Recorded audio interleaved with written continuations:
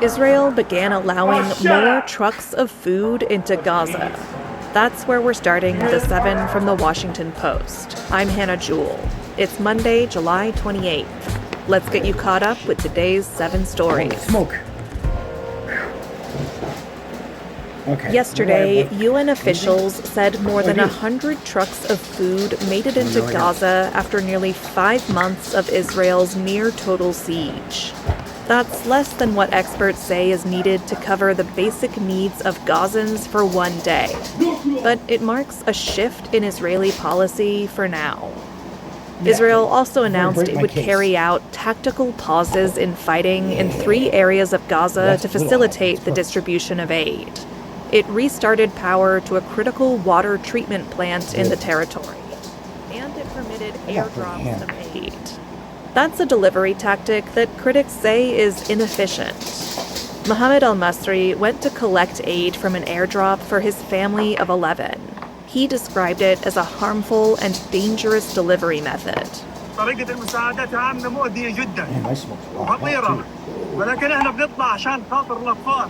But he went on, we go for the sake of our children. Israel's change in policy comes as deaths from starvation and international outrage are on the rise. The impact of the hunger crisis is more severe on children. Even those who survive could face lifelong consequences. He's so cute. It's like, Papa, I'll be safe under here. I said, yeah, nobody's going to touch it. President Donald Trump is privately fuming about the Jeffrey Epstein controversy. That's number 2. They're not playing 3 anymore. weeks ago, the Justice Department said there was nothing more to share about the criminal case against Epstein. Don't follow her, lady. But the clamor for additional details about the late sex offender's case has consumed Washington. That's not playing. And it's been driven by Trump's supporters. Some MAGA leaders are accusing the Trump administration of hiding the truth. Congress has launched its own investigation. And new revelations about Trump's friendship with Epstein are raising questions about what the president knew about Epstein's crimes and when he knew it. Yesterday, the Post reported that Trump is increasingly frustrated with how his administration is handling the furor around the Epstein files. And he's exasperated with how it has dominated the news and overshadowed his agenda. He's tried to change the conversation, releasing files about the assassination of Martin Luther King Jr. and accusing former President Obama of a coup. But all of that has failed to distract. And polls continue to show that the public is skeptical about what the government is telling us about Epstein.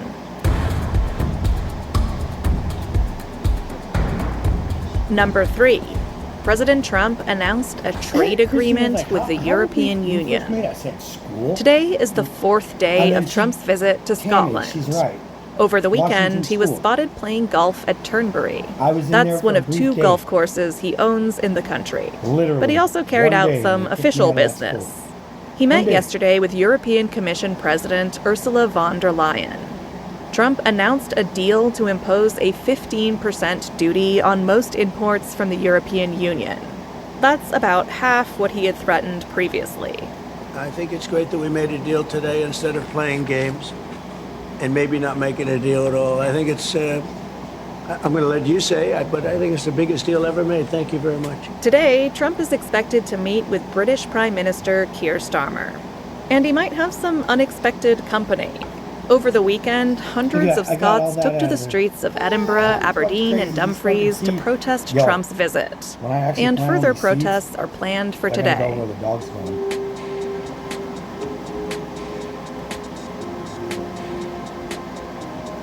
Number 4. 11 people were injured in a stabbing attack at a Walmart.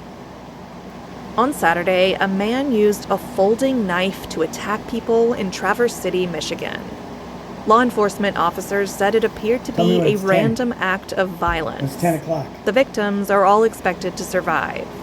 According to the sheriff's office, 42-year-old Bradford James Gilley was taken into custody within minutes of the attack.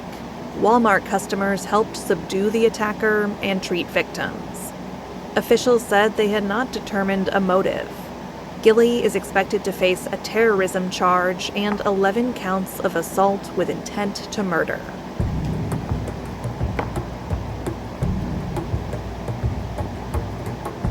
More than 170 people evacuated from a burning plane in Denver. That's our fifth story.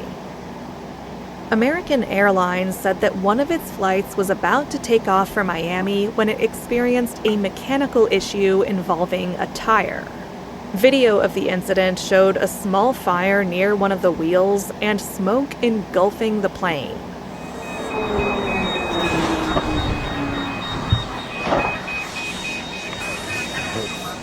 Passengers could be seen sliding down an emergency chute at the front of the plane while others evacuated at the back. The airline said that all the customers and crew members were able to get off the plane safely, but one person was taken to the hospital with a minor injury.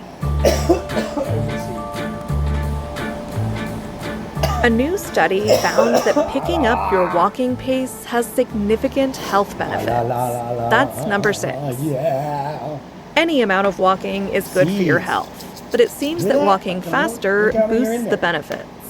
In an analysis published this month, researchers found that frail older adults who deliberately walked faster were more likely to have a meaningful improvement in their physical function. They could also make it further when asked to walk for 6 minutes straight. The results show that, regardless of your age, a higher intensity workout can lead to greater improvements to your health. So when you're getting in your steps today, consider giving it a little extra something.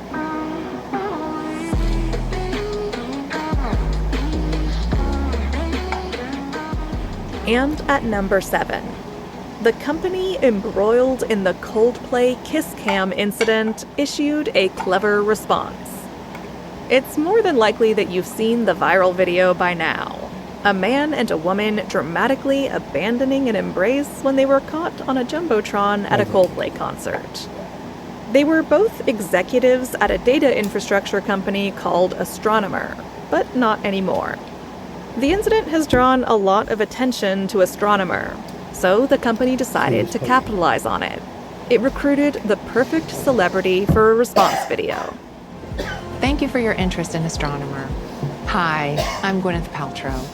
I've been hired on a very temporary basis to speak on behalf of the 300-plus employees at Astronomer. Astronomer has gotten a lot of questions over the last few days, and they wanted me to answer the most common ones. Paltrow happens to be the ex-wife of Coldplay's lead singer, Chris Martin. In the video, she goes on to explain the company's serious-sounding work, instead of answering questions about all the drama.